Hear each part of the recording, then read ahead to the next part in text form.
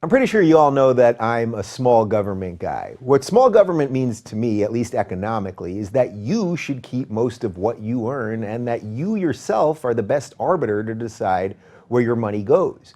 Whether the money you earn goes to fixing your house or buying a new car or to funding Planned Parenthood and supporting Lincoln Center, I believe that should be up to you. You've worked hard for your money, I assume, and I believe that you're a better judge of how to spend it rather than giving it to a wasteful government, which will often spend it on programs that you don't even care about.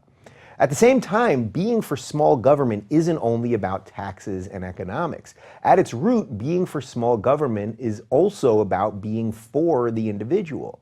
I believe that your faculty to understand how you want to live is far better than anyone else's faculty on how you should live your life.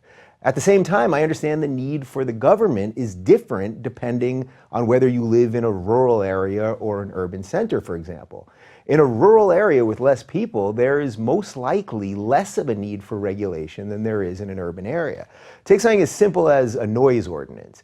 If you live in a remote rural area in the middle of the country, there is most likely no need for a law to stop people from doing construction in the middle of the night or blasting their music too loudly.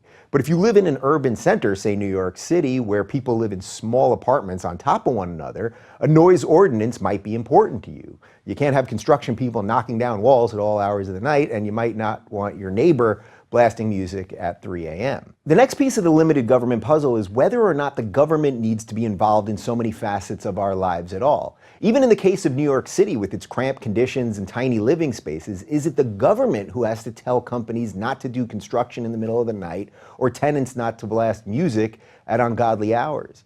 This is where an interesting discussion can happen.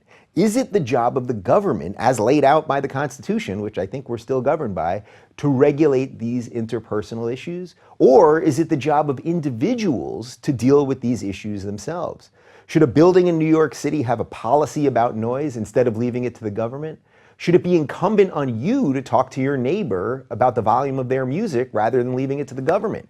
Can issues we think of traditionally being dealt with by the government actually be dealt with in the private sector? Or is the government already too deep into controlling us that we could never scale it back without burning down the system? While noise ordinances aren't the most pressing issue out there, obviously, I use it as a simple example of the battle between the private and the public and how sometimes we assign power to the government when perhaps there could be a better option based in our own capacity to reason for ourselves.